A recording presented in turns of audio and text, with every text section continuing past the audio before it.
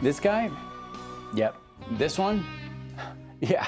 And this one, oh yeah. The whole guitar journey that you and I have been on has been a lie. See, guitar is by definition an instrument. The main use of this is to express yourself through songs, improvisations. But it's a funny thing because guitar is not taught that way. Guitar traditionally is taught in a way that resembles quite a bit other topics. There's usually a very systematic way of learning guitars, a progression. Start with chords, and maybe you learn the minor pentatonic scale, get stuck in that for a few years, and then you graduate to other scales, maybe learn some licks, some songs. There's a progression like that typically is taught in guitar schools or private lessons or even on YouTube videos. Now, I'm not saying that's a bad thing because you do need some essential skills, building blocks in order to express yourself. Without it, anything you play would not make any sense. A language has structure. But at some point, you kind of have to forget about those rules to start expressing yourself. And typically, when it's time for a guitar player to graduate towards the expression phase, it's oftentimes too late because guitar players have been conditioned to study everything in that systematic way. Now, when I listen to guys like Brian May, Jeff Beck, David Gilmour, I do recognize some of those essential components of music. I mean, you recognize the pentatonic scale in all those players, you recognize the basic techniques, but there is something else, right? That element of expression they're playing is very different and unique from anyone else. And yes, that's because of that cheat.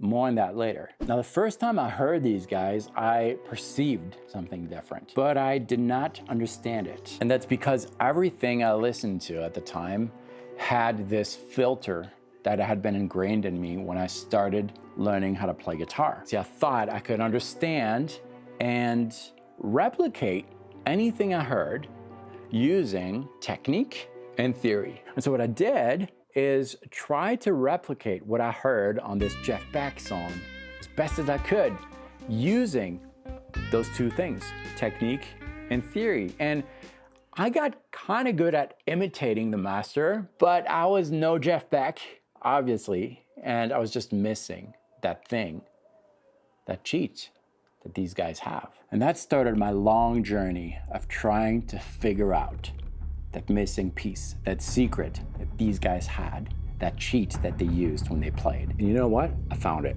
I cracked the code. It's not common knowledge though, and it's very unconventional. Here's the cheat.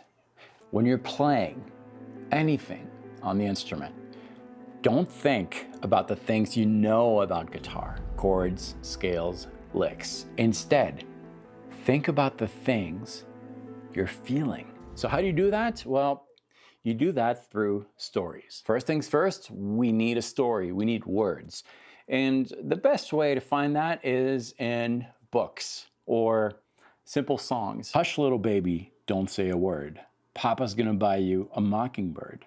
And if that mockingbird don't sing, Papa's gonna buy you a diamond ring. The cool thing about simple lullabies is that they rhyme and they also have rhythm. And that's really going to help us implement the cheat. So what do we do now? Well, we throw in a backing track. The cheat consists in telling that story in your mind over the backing track you're hearing.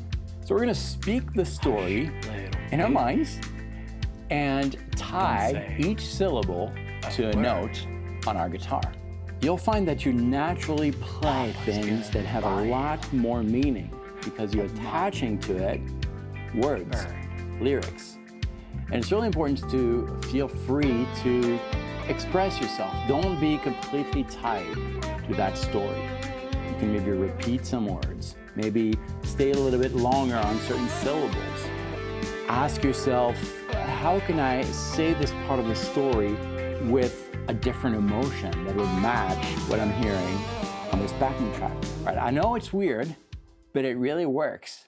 I mean, listen to this. Kind of dull, kind of boring, kind of expected.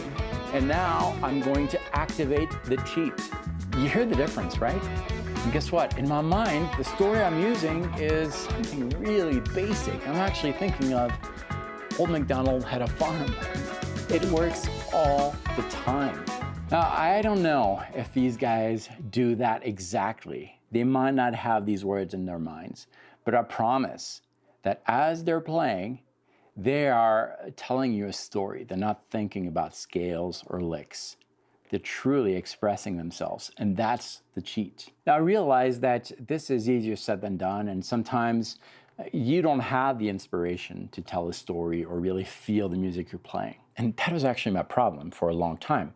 However, I was able to take that concept, that cheat, and break it down into 4 very simple steps. If that is something you're interested in, you should watch this free workshop. It lasts about 45 minutes, and by the end of this, you'll be able to implement the cheat in your playing. It's free. I'll see you right there.